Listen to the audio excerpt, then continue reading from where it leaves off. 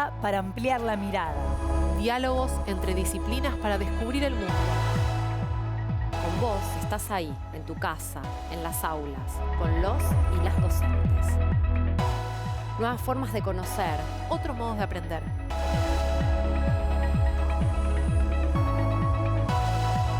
Seguimos educando.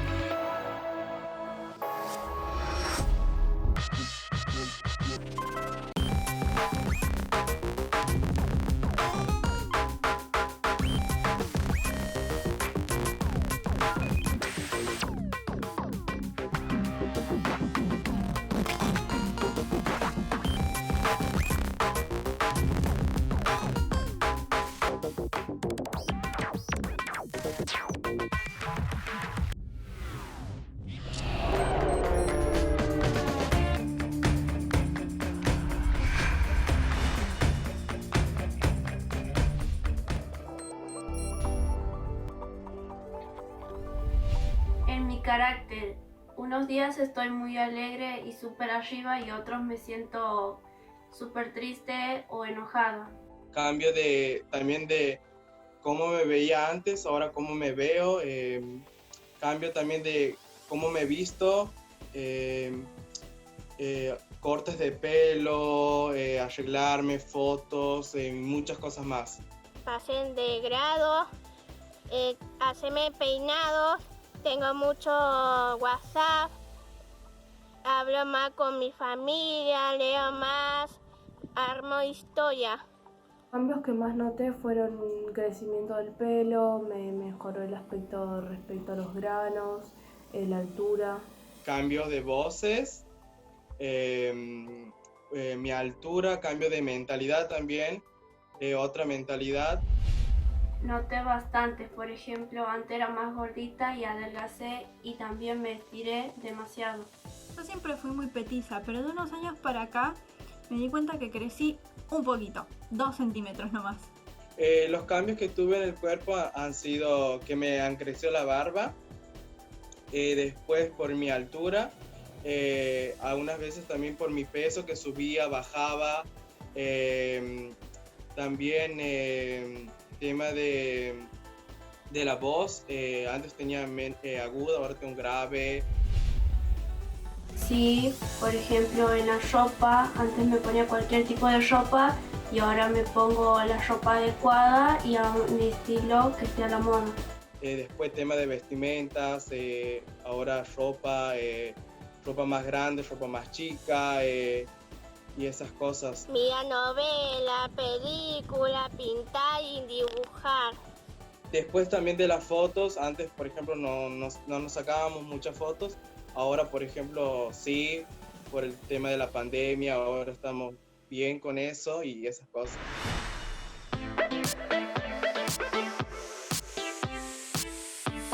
¿Por qué hablamos de sexualidad en la escuela? O mejor dicho, ¿sería posible no hacerlo? ¿Alguna vez fue posible no hablar de sexualidad en la escuela?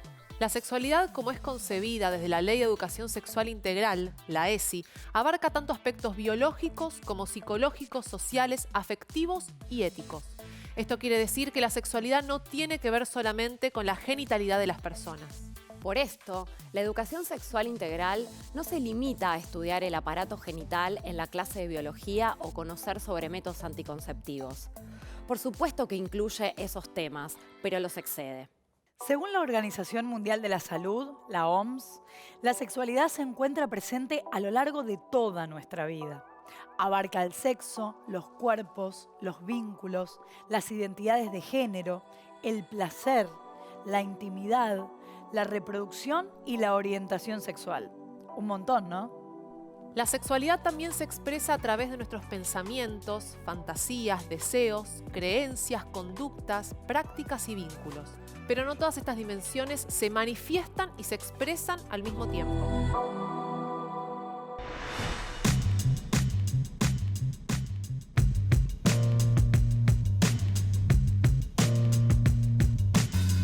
En la adolescencia cambia todo.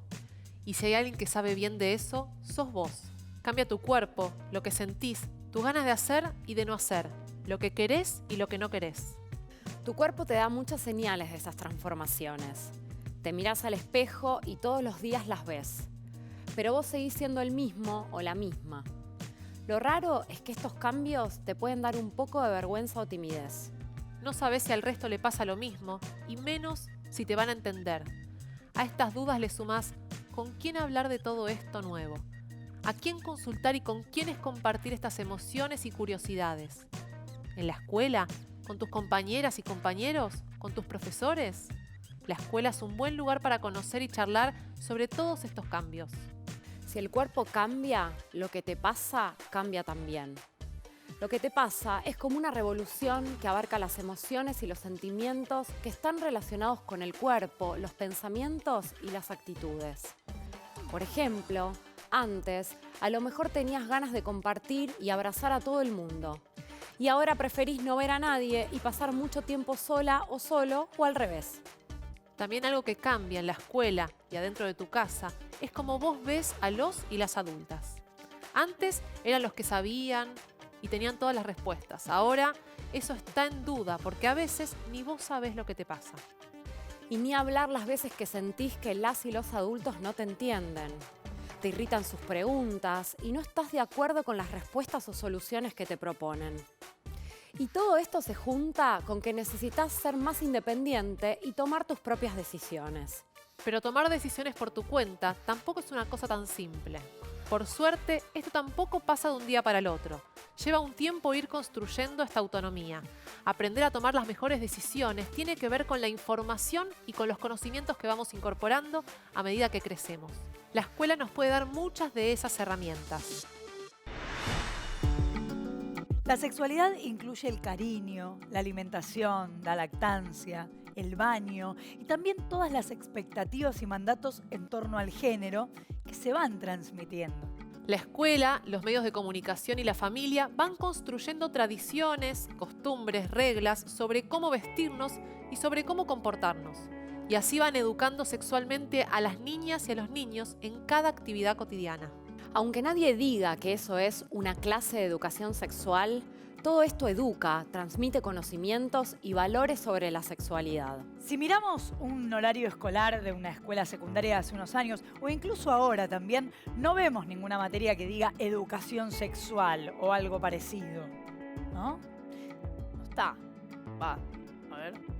No lo encuentro. Sin embargo, la educación sexual siempre formó parte de la escuela, pero de otras formas. Los mensajes sobre cómo hay que comportarse, qué es lo público y lo privado, cómo debe tratarse el cuerpo propio y el ajeno, cómo expresar las emociones, qué pueden hacer los varones y qué pueden hacer las mujeres, sabemos que son mensajes que educan sexualmente, incluso sin proponérselo.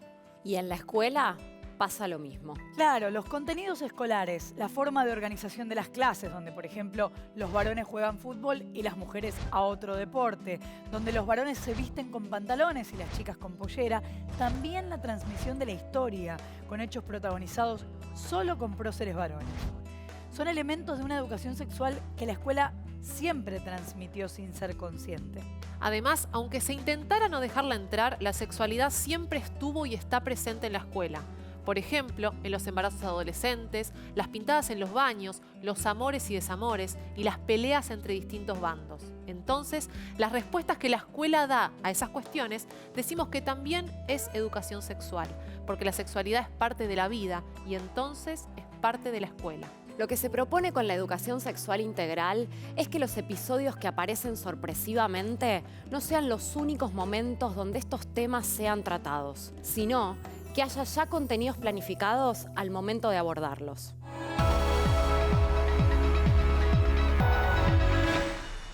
La resolución número 340 del Consejo Federal de Educación en 2018, reafirmando el Programa Nacional de ESI, propone trabajar en torno a 5 ejes conceptuales: ejercer nuestros derechos, valorar la afectividad, garantizar la equidad de género, respetar la diversidad y cuidar el cuerpo y la salud.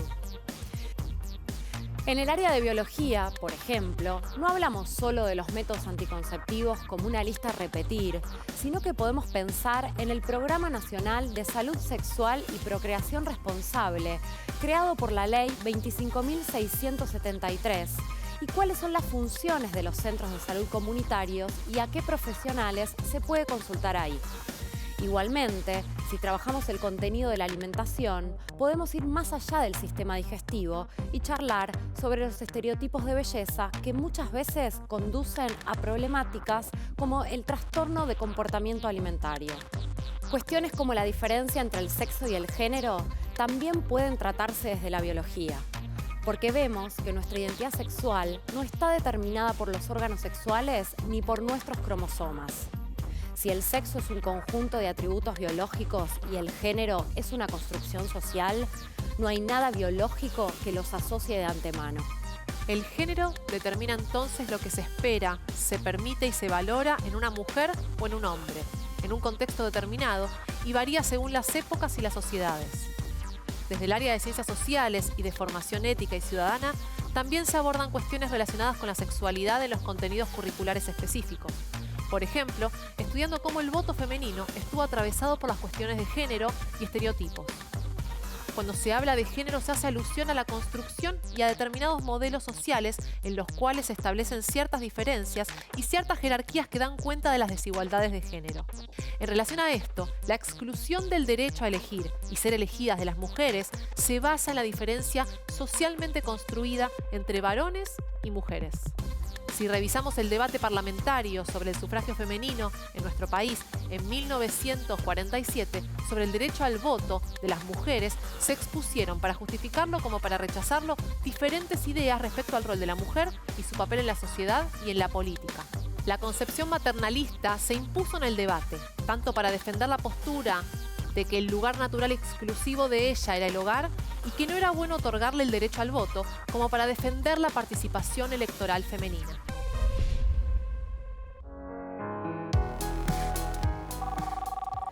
A poder trabajar en la escuela los temas que te inquietan o te preocupan.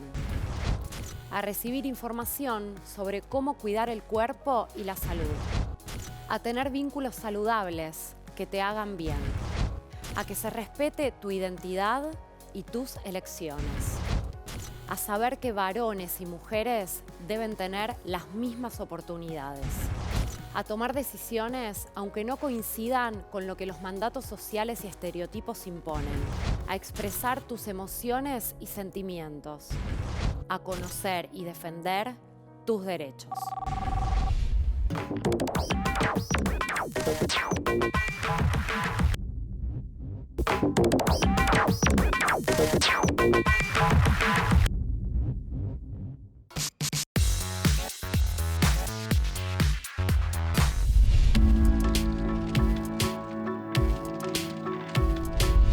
Sí, ahora me gustan más las músicas en inglés, también las músicas en castellano, pero solamente en pop o reggaetón. Me gustaba música, escuchaba a María Elena Walsh, ahora Abel Pinto, Soledad, Alce y Wandamber. A mí mucho antes no me interesaba en cómo me veía el placar y me ponía lo que primero veía. Pero ahora sí me importa elegir los colores, ver si los accesorios también combinan y si yo me siento cómoda. Una cosa que a mí me gustaba era estar encerrada en mi pieza usando el celular o mirando videos. Pero ahora me gusta más estar en el patio y disfrutar de la luz del día. Realizo selfies, me saco con una ropa adecuada y en un lugar que esté cómodo a la imagen. Yo siempre fui muy torpe, pero últimamente estoy haciendo muchas manualidades y eso es lo que me estuve entreteniendo, que eso no lo hacía antes. Y otra cosa es que ahora no hago, y antes sí, era hacer actividad física, que este es el tema que no me gusta, entonces cuando no me gusta algo lo dejo de hacer, aunque yo sé que está bueno para la salud. Antes es como que no hablaba mucho, me quedaba en mi propio mundo. Por ejemplo, no salía a jugar con otras personas, con unos amigos, siempre me quedaba en el curso, pero ahora es como que ya todo eso ya no me importa, ahora salgo, juego a la pelota, voy al gimnasio, voy con mis amigos, no sé, a correr, ¿qué más? Vamos, por ejemplo, a comprar ropa, a cortarnos el pelo, que cosas que antes no hacía y que ahora las hago.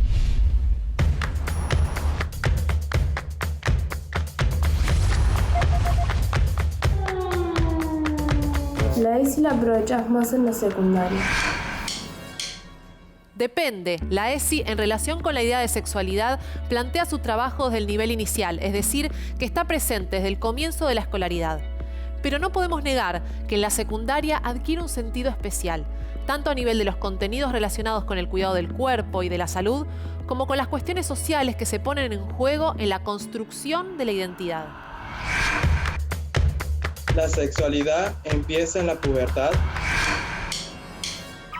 Falso.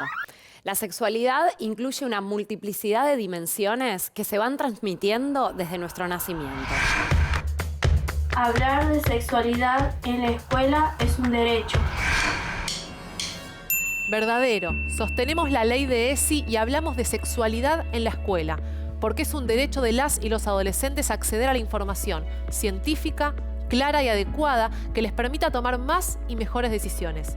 Y a su vez, porque es un derecho contar con espacios donde los docentes y las docentes los ayuden a tener una mirada crítica sobre la sociedad y el contexto histórico. Educación sexual es una materia en la escuela secundaria. Falso. En las instituciones educativas de nivel secundario, la educación sexual integral constituye un espacio sistemático de enseñanza y aprendizaje que articula contenidos de diversas áreas curriculares con los lineamientos de la ESI, adecuados a las edades de los adolescentes y jóvenes, abordados de manera transversal y en espacios específicos. Hablar de la sexualidad en la escuela ayuda a construir una sociedad más diversa. Verdadero. Hablamos de sexualidad en la escuela porque queremos formar ciudadanas y ciudadanos que puedan ejercer sus derechos a recibir información para tomar más y mejores decisiones. Ciudadanas y ciudadanos que puedan valorar al otro en lo que tiene de semejante y de distinto, apuntando a la construcción de una sociedad más diversa donde haya lugar para todos y todas. La ESI es obligatoria en todo el país. Verdadero. Con el objeto de dar efectivo cumplimiento a la Ley de Educación Sexual Integral y garantizar el desarrollo de los lineamientos curriculares, las jurisdicciones se comprometen a implementar la obligatoriedad de la educación sexual integral en todos los niveles y modalidades educativas, abordando, sin excepción, los 5 ejes conceptuales: cuidar el cuerpo y la salud, valorar la afectividad, garantizar la equidad de género, respetar la diversidad y ejercer nuestros derechos. Tanto el sexo como el género se definen por atributos biológicos. Falso. Nuestra identidad sexual no está determinada por los órganos sexuales, las hormonas o los cromosomas. El sexo es un conjunto de características biológicas y el género es una construcción social y cultural. No hay nada biológico que los asocie de antemano.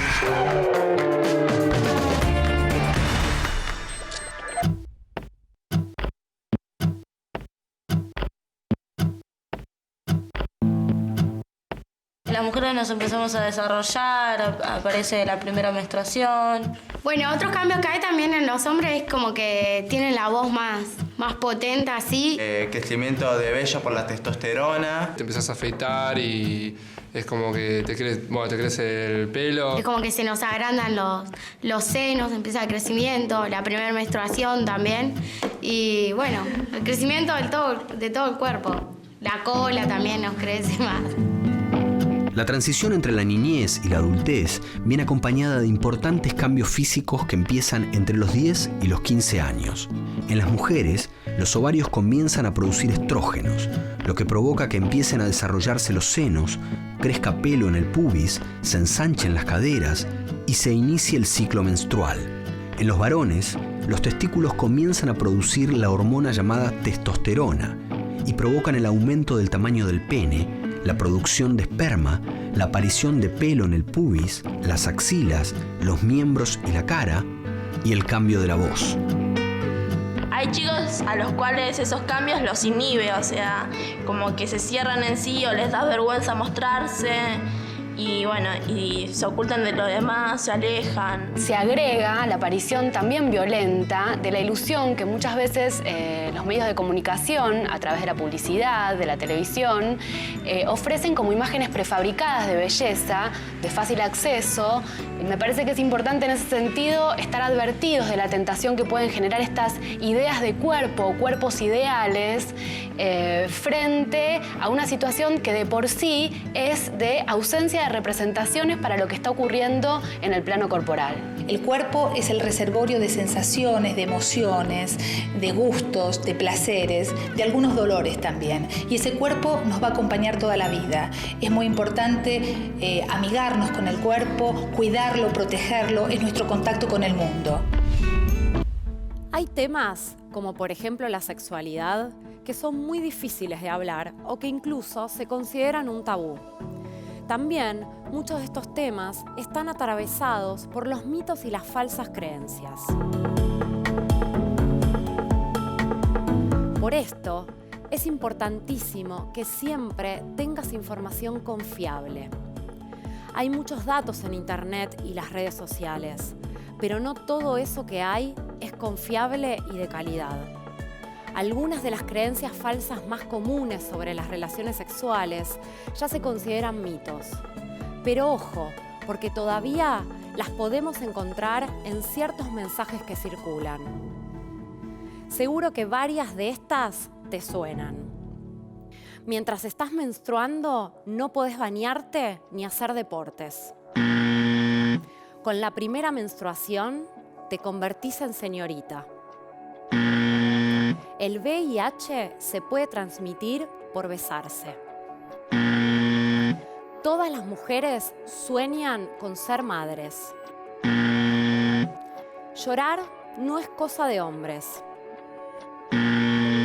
Para ir a la consulta ginecológica tenés que esperar a tener relaciones sexuales. Increíbles, ¿no? Puede haber muchas opiniones y creencias que se puedan discutir, pero siempre hay que buscar la información validada científicamente, porque esa es la que necesitas para tomar las decisiones. También sabemos que durante mucho tiempo hubo en todas las sociedades, incluso podemos decir que aún hay, prejuicios relacionados con la orientación sexual, o posiciones que sostienen que la sexualidad solo debe tener fines reproductivos. Como respuesta a muchas de estas desigualdades y discriminación y a estas injusticias, surgieron los derechos sexuales y reproductivos, que son derechos humanos. Porque la sexualidad es un derecho, tenés derecho a no sufrir discriminación en tu familia, en el sistema educativo ni en ningún otro ámbito por tu orientación sexual, por ejemplo. Y asimismo tenés derecho a recibir educación sexual integral en la escuela, basada en información científicamente validada. Entonces, vemos cómo la sexualidad pasa a formar parte de los derechos ciudadanos. Este es un gran cambio en la manera de pensar y vivir la sexualidad. La sexualidad pertenece al ámbito de la intimidad, pero también pertenece al ámbito público. Por esto, hay instituciones y políticas públicas que van a garantizar el cuidado de tu sexualidad en todos sus aspectos. No puede haber educación de calidad sin perspectiva de derechos y de igualdad de género. Tampoco habrá educación de calidad con infancias vulneradas ni violentadas. Los proyectos que apuntan a promover infancias libres de violencia y de estereotipos deben necesariamente ser construidos con los y las jóvenes. Todas y todos sabemos y podemos hablar de sexualidad y podemos formarnos junto a los jóvenes y las jóvenes.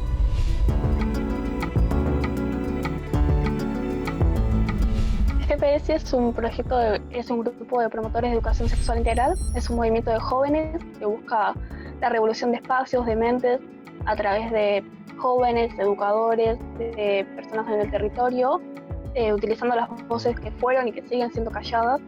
Y forman parte de él todas aquellas personas que se acercan a la ESI, incluso quienes se acercaron una sola vez, en una sola oportunidad. Seguir fomentando la ESI te hace formar parte de GPS, creo. La idea surgió de un grupo de jóvenes llamados Jóvenes en Acción, que notaron que aún todos teniendo distintas realidades y distintas vidas, notaron las mismas desigualdades y las mismas discriminaciones. Notaron que había violencias, abusos, discriminaciones a cuerpo, falta de información. Entonces la propuesta surgió de eso. Es necesaria una sexualidad segura, especialmente comentando las tantas posibilidades que existen dentro de las sexualidades, por ejemplo, para mujeres, que es algo de lo cual no se conoce. También es necesario que no sea la palabra segura en sí, sino que también sea segura en diferentes aspectos, que no esté solamente en este tema centrado, que sea una seguridad también en los consentimientos de cada uno de los pares que está participando de esto. Estamos hablando de que no solamente es una seguridad en lo que es un método anticonceptivo, sino que también es hablar de estos consentimientos, que es muy importante. Les brindamos todos nuestros conocimientos y también permitimos que ellos nos brinden sus conocimientos. Hacemos encuentros a través de Zoom o también presenciales y los inspiramos a que puedan trabajar de una forma segura. Fomentamos la tolerancia, la escucha, el respeto y la honestidad. Necesitamos nuestros derechos, que todos tenemos nuestros derechos, que necesitamos vivir con libertad sin tenerle miedo a esa libertad, que tanto niños como jóvenes necesitan vivir libres sin tener miedo. Y lo que empezó así como una práctica muy informal, digamos, como una cuestión de, bueno, si surgía la pregunta, si venía alguien y consultaba, lo trabajábamos, empezó a sistematizar, empezamos a ponernos de acuerdo con otros compañeros que tenían las mismas inquietudes, armamos equipo, en principio muchos años fuimos 2 o 3 nomás, y todos de biología, y de a poco se fue incorporando gente y se armó un equipo interesante, un equipo que se renueva con cada personal nuevo que entra, siempre se invita, y con un espacio propio que bueno, ahora está en reconstrucción, pero es esa salita de salud sexual integral, de educación sexual integral, perdón, que nos costó mucho tener, pero el día que la armamos y la inauguramos fue así como un espectáculo. Cuando yo era chica no había educación sexual ni en la familia ni en la escuela. O sea, había educación sexual, no se hablaba. Y tengo recuerdos que tienen que ver, por ejemplo, un día que recuerdo, lo recuerdo muy bien, recuerdo hasta qué ropa tenía puesta. Yo iba caminando por arriba de una tapia, inventando historias, estaba muy divertida. Y una vecina me dice, bájate de ahí, ¿qué haces ahí vos que sos nena?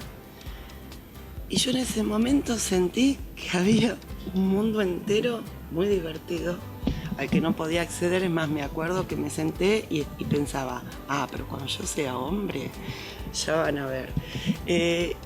Como esa anécdota podría contar muchas de esas en las que uno se va enterando. Son experiencias que hacen a la propia educación sexual. Si tengo que comparar mi historia personal con lo que es la incorporación de la ESI en este momento, tengo que decir que en mi propia historia profesional hay un cambio. Yo no tenía la mirada que tengo sobre los textos de biología ahora. Y es una mirada que ahora puedo compartir con mis alumnos y alumnas. Poder revisar los textos y ver cómo aparecen los cuerpos o no aparecen, cómo se nombran, qué se nombra, qué no se nombra. La educación sexual integral es un derecho, una obligación y una necesidad. Y por qué no también una oportunidad. Para conectarnos y hablar de lo que nos pasa, pensarnos y pensar nuestros vínculos. Para crear así algo en común y armar lazos. En palabras de Eduardo Galeano, los científicos dicen que estamos hechos de átomos, pero a mí un pajarito me contó que estamos hechos de historias.